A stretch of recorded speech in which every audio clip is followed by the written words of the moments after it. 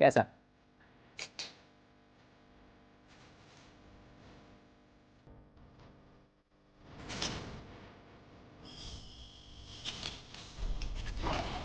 आज अंदर आ। अस्सलाम वालेकुम दोस्तों, कैसे हैं आप सब? उम्मीद है आप सब खैरियत से होंगे। भाई बकरा ईद गया और अब बारी आती है असल शौक दिखाने की आप लोगों को। जैसे कि आप लोगों को सबको पता है कि हमारा एक मिनी जू एंड ब्रीडिंग फार्म है। तो मिनी जू का मकसद क्या होता है, मिनी जू का मतलब क्या होता है, इस बारे में आपको डिटेल आराम से एपिसोड बाय एपिसोड आपको मैं बताता चलूंगा। तो आज हमारा एपिसोड 1 और आज मैं आप लोगों को अपने एक प्यारे से दोस्त से मिलवाने जा रहा हूँ। थंबनेल टाइटल में आप लोगों ने देख लिया होगा कि वो प्यारा सा दोस्त कौन है और उसके बारे में इंटरेस्टिंग फैक्ट। और आज की वीडियो जो है ना बहुत ज्यादा खतरनाक भी होने वाली है, तो वीडियो मिस नहीं करना, पूरी वीडियो देखना, ठीक है, स्किप मत करना। तो चलो वीडियो को स्टार्ट। तो दोस्तों हम आ चुके हैं वीडियो की तरफ और अब मैं आप लोगों को बता दूं हमारे साथ जो है आज है हमारा जो गेस्ट है, जो मेहमान है। आज की वीडियो का जो कंटेंट है वो है क्रोकोडाइल, मार्श क्रोकोडाइल इसे कहते हैं और ये हमारे पाकिस्तान का नेटिव है। और इसके बारे में इंटरेस्टिंग फैक्ट बताऊंगा और इसके नेचर के बारे में भी आप लोगों को बताऊंगा। तो उसके लिए तो यार मुझे जाना पड़ेगा इसके अंदर और ये कितना खतरनाक हो रहा है आप लोग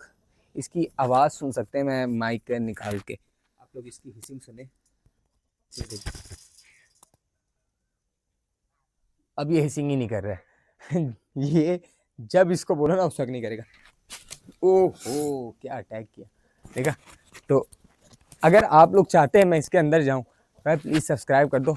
ऐसा ना हो मेरी वीडियो ये वाली आखिरी हो। मुझे स्टिक तो लेना होगा एहतियातन। चलो बिस्मिल्लाह करते हैं। तो गाइस अब मैं दरवाजा खोलने लगा हूँ और ये देखें ओ भाई साहब, ये तो डंडे से भी नहीं डर रहा है। चलो भाई ये लग रहा है कह रहा है कि आप आगे नहीं जा सकते, आगे रास्ता बंद है। तो दोस्तों अब हम आ चुके हैं वीडियो की तरफ और इस वक्त आप मेरे साथ देख रहे हैं मार्श क्रोकोडाइल। और ये इतना सा क्रोकोडाइल तकरीबन 5 फीट का है, इसे भी हम छोटा नहीं कहेंगे।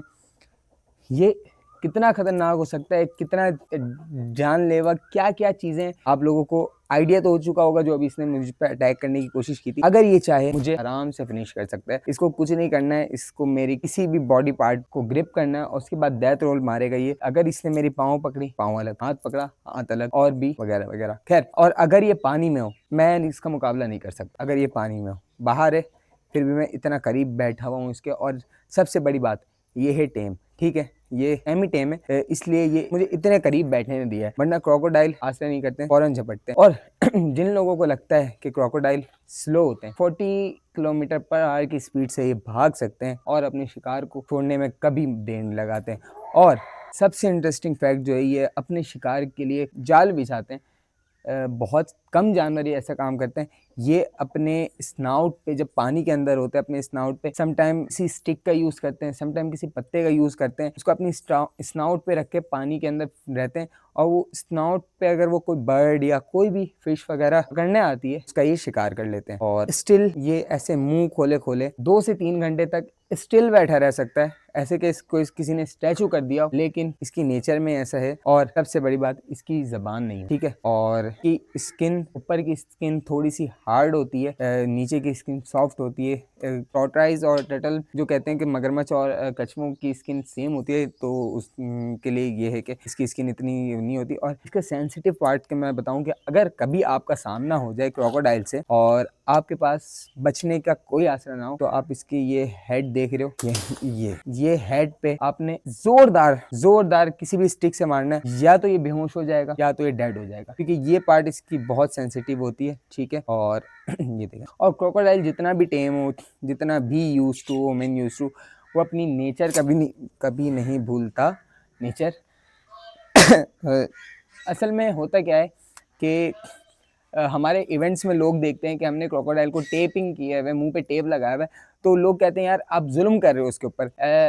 इंटरनेशनल वे पे अगर हम क्रोकोडाइल हैंडलिंग देखें तो रबर बैंड या टेप लाजमी होती, क्योंकि ये मुंह बंद तो कर सकते हैं लेकिन ये मुंह वापसी नहीं खोल सकते हैं, ठीक है। को खोलना वापसी खोलना आता ही नहीं है। टेप हम क्यों लगाते हैं? जितना भी ये टेम हो, जितना भी ये ट्रेन हो, अगर गलती से इसके इधर पे कोई चीज जाती है, देखा बंद करने की कोशिश की है तो इसने, जरा करीब करना। हम टेप इसलिए लगाते हैं क्योंकि अगर जरा से भी इसके माउथ के करीब कोई चीज जाती है तो ऑटोमेटिक इसका माउथ बंद हो जाता लगता है, और ये मजबूरन ये करते हैं क्योंकि हमारी आंख पे सडन कोई चीज जाती है, हमारी आंख ऑटोमेटिकली बंद हो जाती है। इसी तरीके से इसके यहाँ जॉ लाइन पे सेंसर्स होते हैं जिनके थ्रू ये मतलब ऑटोमेटिक इनका जो जबड़ा होता है वो बंद हो जाता है।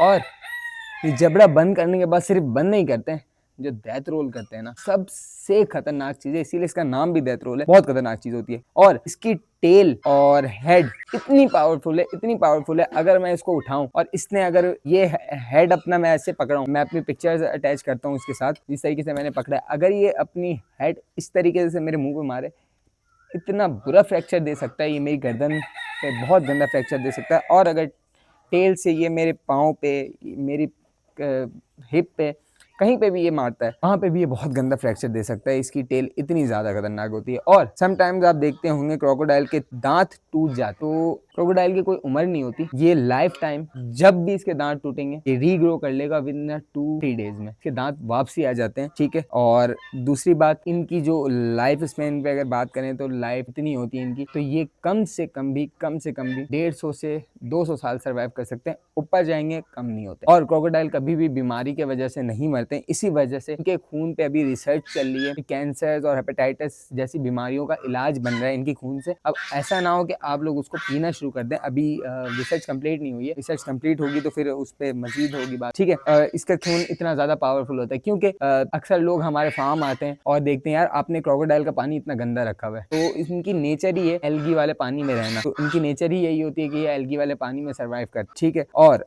अगर मैं इसके एक और फैक्ट आपको बताता हूँ, लोग कहते हैं मगरमच्छ के आंसू मगरमच्छ के आंसू, तो मगरमच्छ के आंसू क्या होते हैं मैं आपको बताऊं। मगरमच्छ वाहिद ऐसे, कोई भी जानवर रोता है ना जब क्राई करता है तो रीजन होता है, समटाइम पेन के वजह से करता है, समटाइम वो सैड फील कर रहा होता है इस वजह से करता है, लेकिन मगरमच्छ के आंसू वाली कहावत ही इस वजह से, मगरमच्छ अपने आंसू जो निकालता है ना वो अपनी आंखों को साफ करने के लिए निकालता है, क्योंकि इनके हाथ होते नहीं है कि ये हाथ से ऐसे साफ कर सके, और ये इतने ज्यादा गंदे डस्टी एरियाज और एल्गी वाले पानी में रहते हैं, तो इनको साफ करने के लिए ना इसको आंसू निकालने पड़ते हैं, इसी वजह से मगरमच्छ के आंसू वाली कहावत है। और एक और चीज, इसकी आंख 2 लेयर में बंद होती है, मैं आपको दिखाता हूँ, देखें, मैं देखा इसकी आंख 2 लेयर में बंद होती है, जब ये पानी में जाते हैं तो पहली लेयर बंद हो जाती है, जिसके वजह से इनको गंदे से गंदे पानी में भी क्लियरली दिख रहा होता है। तो भाई अब मैं आ चुका हूँ इसके केज के अंदर, और ये है अभी पानी में, इसका मतलब जंगल का बादशाह जो होता है ना, जो अपने पीक पे होता है, अब ये अपना बादशाह बना, मैं पानी का बादशाह ही है, ठीक है। अभी इस पे भरोसा ही नहीं कर सकता मैं, ठीक है। अभी मैं आपको एक चीज दिखाता हूँ, मगरमच्छ को ना जब भी कैप्टिव में पाला जाता है तो उसको हमेशा एक आवाज पे ट्रेन किया जाता है। मैं अभी आपको आवाज सुनाता हूँ, आ गए, ये देखो कैसा, ये इस आवाज पे ट्रेन है। अब मैं ये आवाज से इसको उधर बुलाऊंगा, ये उधर भी आएगा, मैं आप लोगों को दिखाता हूँ, ये देखो,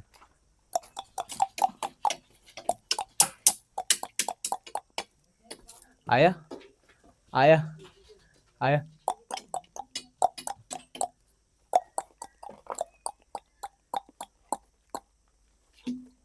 कैसा, ये इस आवाज पे ट्रेन हो जाते हैं, ठीक है। ये आवाज हम क्यों इनको देते हैं मैं आप लोगों को बताता हूँ। बेसिकली कभी भी कोई भी जानवर ट्रेन करते हैं ना, कभी तोतों को विसल पे ट्रेन किया जाता है, सीटी पे ट्रेन किया जाता है, हर जानवर को एक अलग साउंड पे ट्रेन किया जाता है। इसी तरीके से जैसे लायन को ये वाले आवाज़ पे ट्रेन किया जाता है, ठीक है। इसी तरीके से हम क्रोकोडाइल को ट्रेन करते हैं तो ये वाली साउंड निकालते हैं, ठीक है। बेटा नहीं, ज़्यादा करीब नहीं, मेरे पास स्टिक भी छोटी है, ठीक है। तो इस साउंड पे हम ट्रेन करते हैं ताकि इसको पता चले कि अभी मेरा खाना आया। जब ये साउंड मैंने निकाला है तो इसका मतलब इसे मुझे खाना देना है, ठीक है। क्योंकि इस साउंड पे ही ये ट्रेन होते हैं। बेटा ये थोड़ा थोड़ा खतरनाक है क्योंकि भागने की जगह हमारे पास नहीं है। चलो चलो ठीक है।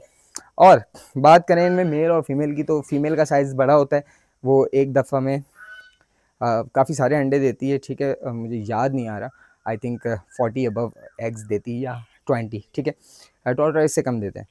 और इनके बच्चे 3 महीने में बाहर आते हैं, 90 डेज़ का पीरियड होता है, ठीक है। और ये अपने बच्चों को देखते नहीं हैं, मतलब ये बस अंडे दे दिए और उसके बाद इनके बच्चे आके खुद ही पानी में चले जाते हैं, ठीक है। और इनके बच्चे जो होते हैं वो 6 इंच 5 इंच इस उस पे होते हैं, ठीक है। और बच्चे निकलते साथ ही बस डायरेक्ट पानी में जाते हैं और खाना पीना शुरू कर देते हैं। समटाइम वो कौवों का शिकार बन जाते हैं, काफ़ी सारी चीज़ों का शिकार बन जाते हैं, ठीक है। समटाइम्स मेल क्रोकोडाइल भी बच्चों को खा जाता है, जैसे अगर पानी में दिख गए तो बच्चों को क्रोकोडाइल भी खा जाते हैं। इनका जो असल काम है इकोसिस्टम में वो है फिशेस को खाना, ठीक है, तो पानी में जो गैर ज़रूरी चीज़ें हैं उनको खा के कंट्रोल रखना, ठीक है। तो अब हम चलते हैं बाहर, इतनी ज़्यादा इन्फॉर्मेशन काफ़ी थी, अब ये पता नहीं बाहर जाने भी देगा या नहीं। आ जाओ।